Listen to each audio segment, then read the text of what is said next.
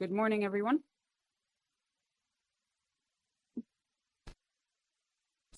Just as the speakers from yesterday's very lively sessions have done, the way I've structured this talk is not as a research paper, but as a series of thoughts that, when put together, hopefully highlight a very urgent task that is staring us straight in the eyes.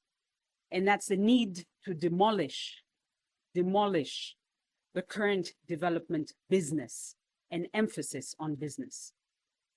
And in its place, we need to produce a process that actually responds to our people's aspirations. The fact is, we cannot continue marching on this hybrid path of pro-Africa statements on the one hand and anti-Africa policies on the other hand. We also cannot continue to outsource our children's future to powers that are hell-bent on keeping us relegated to the role of producers of cheap raw materials and labor and consumers of their obsolete goods and rules. We need to enact, not just talk about, enact drastic change. But we can't do this within forums and institutions that are designed to uphold a rigged international economic system. But before we dive deeper into the conversation about the role of this rigged international economic system in perpetuating Africa's underdevelopment, I would like to invoke and acknowledge that we are standing on the shoulders of giant African revolutionary figures, past and present, who have tried and are trying time and again to warn us about all of this and to steer us away from the dangers of blindly following this rigged version of development. These African revolutionaries, past and present, warned us about debt and neocolonialism. They warned us about the various tools of economic subjugation and capitalist exploitation. They warned us about white elephant projects and adopting blueprint and poverty reduction strategies that respond to the interest of ex-colonizers instead of responding to our people's aspirations. They warned us about black skins and white masks amongst us. But they didn't just warn us, They also tried and are trying to empower us and remind us that we have the right to set our people free. We have the right to own our development processes and objectives and sequence our nation building steps according to our context and our needs.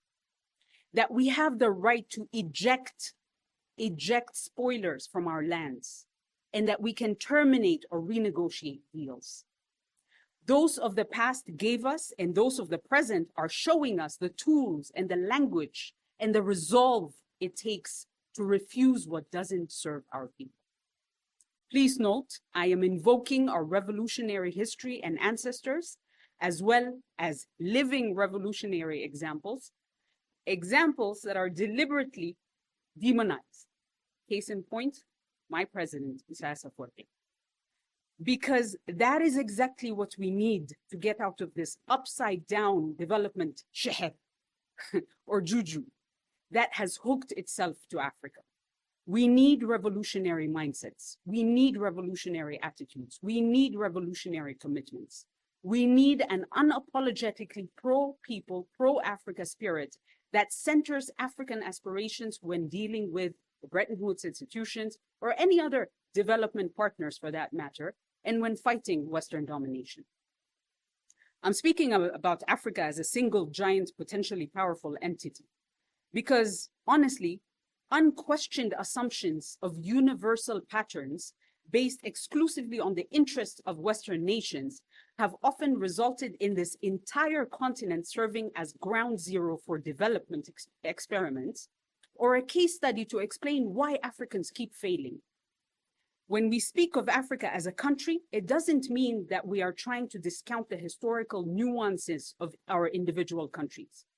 But I strongly believe that as long as these lords of poverty subject all of us to the same economic and political whiplash, then we too must unite in our efforts to create a common language that amplifies solidarity and pressures our governments to abandon short-sighted expedient, haphazard policies and silo mentalities.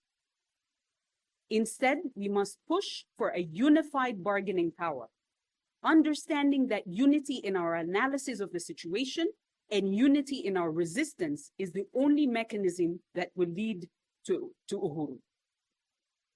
Just as they are united against us, our countries must be united as we aim to meet our African aspirations. At this juncture, allow me to define what I mean by African aspirations for the purpose of this talk.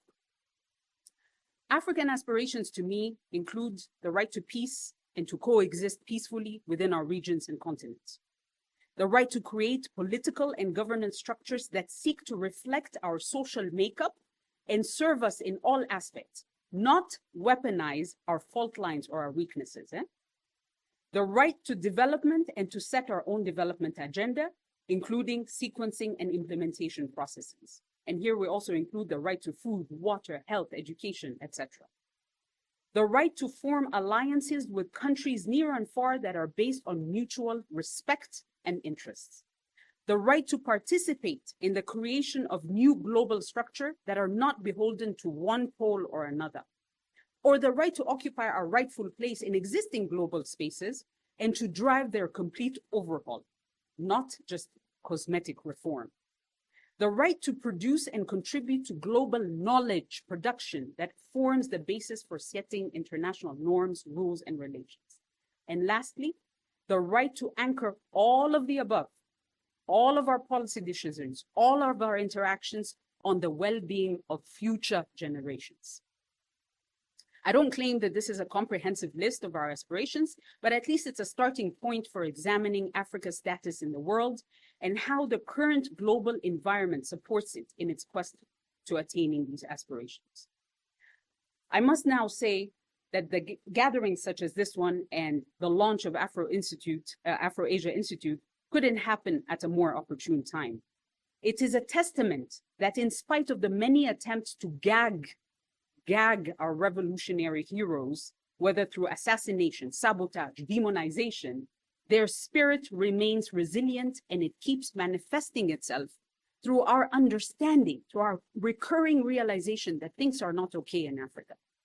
And in many, many parts, things are not okay because the development and financial landscape that Africa was thrust onto at independence and finds itself navigating today was not created by it, for it, or even with it in mind. And almost 7 decades later, we're unable to extricate our people from this hoodwinking landscape and build a truly meaningful, Africa-focused, Africa-centered alternative. As far as the current global economic architecture is concerned, the fact is, we were never consulted about its rules. Never. Let alone consulted. Africans weren't even considered humans worthy of respect or rights at the time when these rules were written. And yet, they've bolted these rules to our doorsteps, and we've been forced to obey them ever since. And you know what happens to a country or a leadership that actually says, wait a minute, these rules are not actually working for my people? Democracy finds them. And you know what I mean by democracy finds them, right? Exactly. The international economic system and the system is within which Bretton Woods institutions function is rigged. And it's rigged in favor of yesterday's colonizers. And it's there to maintain, albeit in a very politically correct language, the exact same systems of exploitation and subjugation that existed during colonialism. Furthermore, the racist mentality that drives these systems is the exact same racist mentality that just a short while ago was perfectly fine with apartheid, Jim Crow laws, lynching, colonialism, and of course, enslavement of our ancestors. Knowing all of this, one would not be faulted to think that these organizations that function as the proprietors, the sole proprietors of development knowledge, are actually tools of imperialism. They don't work for us, ladies and gentlemen, because they weren't designed to work for us. And so the African condition that this system of continued economic exploitation has caused, with the help of its very obedient African comprador class, leads one to conclude that as long as we continue to shy away from having revolutionary attitudes when we deal with these bad Samaritans is a concept that I borrowed from Ha-Joon Chang, former economist, then in 25, 50, 100 years, we'll still be talking about the same stuff and the same challenges.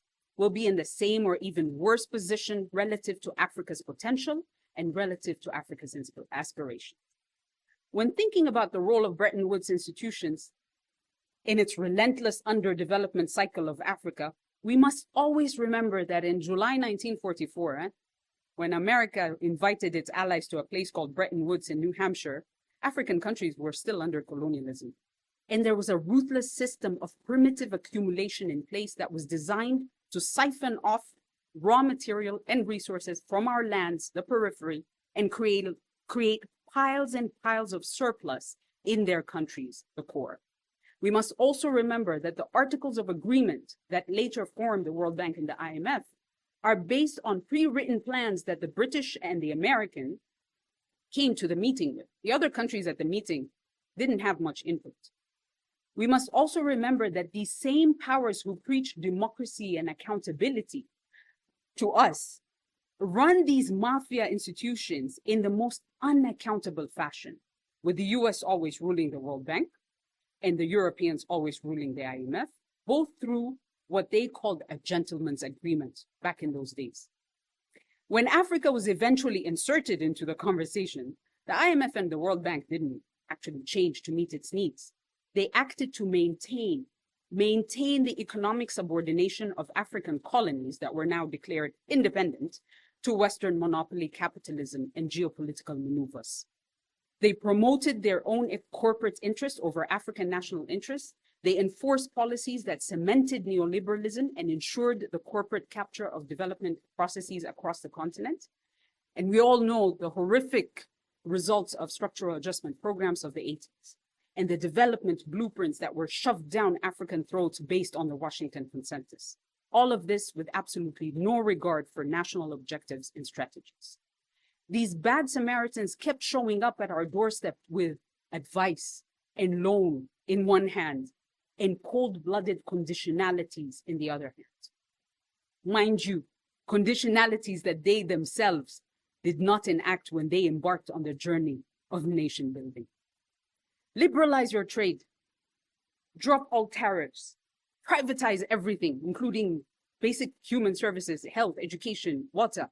Trim your public sector to bare bones. Open your markets. Forget about protecting your industries. In fact, why even think about creating industries? No. Just give us your raw material at dirt cheap price and we will shower you with finished goods. You want to build roads? No problem. We will give you loans that you will spend generations to service. They didn't tell us that we will spend generations to service, but this is how it worked.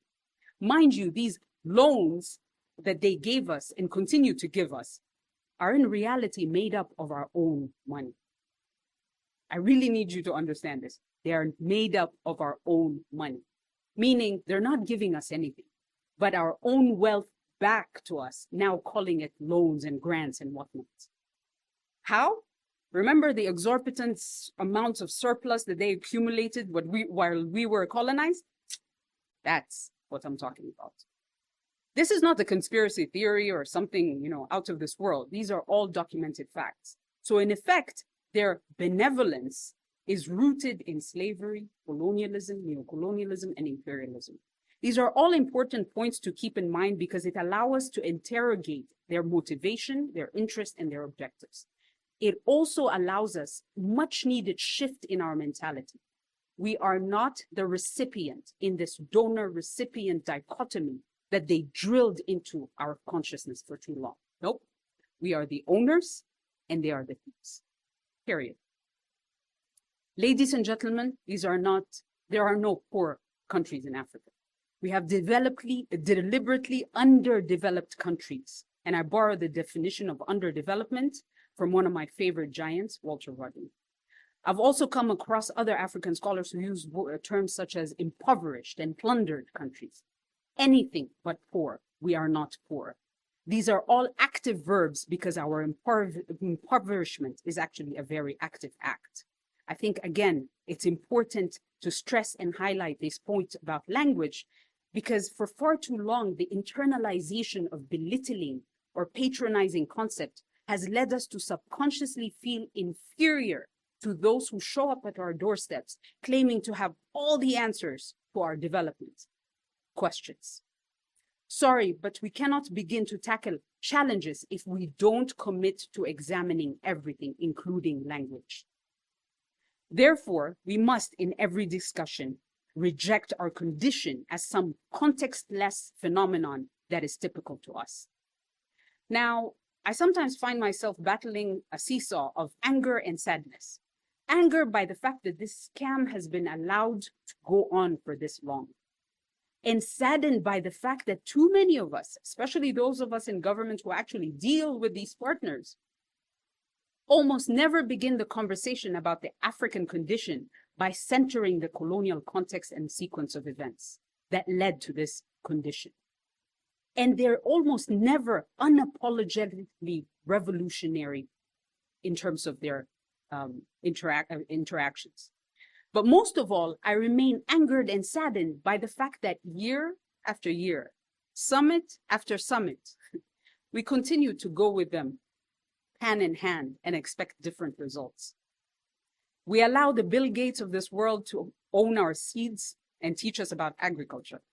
We allow some obscure foreign entity in the UAE to own and profit off of millions of hectares of land through the carbon offset system. We allow them to drive the climate change debate without actually telling them, you caused this disaster. And on top of that, we allow them to continue siphoning off our unfair prices, the raw material needed to build all this green technology. And then they'll come to us and say, we can give you this technology through loans. We know that opening our markets, protectionism, all of these things that they told us not to do is actually what we need to do to develop our thing. We know a lot of that. We know that before we even invite them to our countries, we must have a bulletproof long-term national development strategies that we have offered. Development strategies that aim to empower every section of society, beginning with the most marginalized. We know this and much more, and yet we continue to enact development policies handed to us by these lords of poverty and give us the same results over and over again. What is wrong with us? When will we say enough is enough? Ladies and gentlemen, every now and then they may come up with new buzzwords, new language, and try and convince us, no, we've learned our lesson and now we're trying to reform. But you know, in the end, it's all driven by the same exploiting classes and condescending racist mentalities mentioned earlier. The same mentalities that saw no issue with 30,000 Palestinians being slaughtered. No issue with subjugating Haiti, the beacon of freedom, to continued neocolonialism. No issue with preaching human rights while using children to suck minds in the DRC. No issue with igniting wars left, right, and center, all in an effort to keep us angry at each other instead of angry at the actual sources of underdevelopment. I will end by saying it's all one big scam, and we must be serious about calling it what it is. A Western designed, Western dominated scam that requires our commitment and our resolve to shut it down if we're serious about meeting African aspirations. Thank you.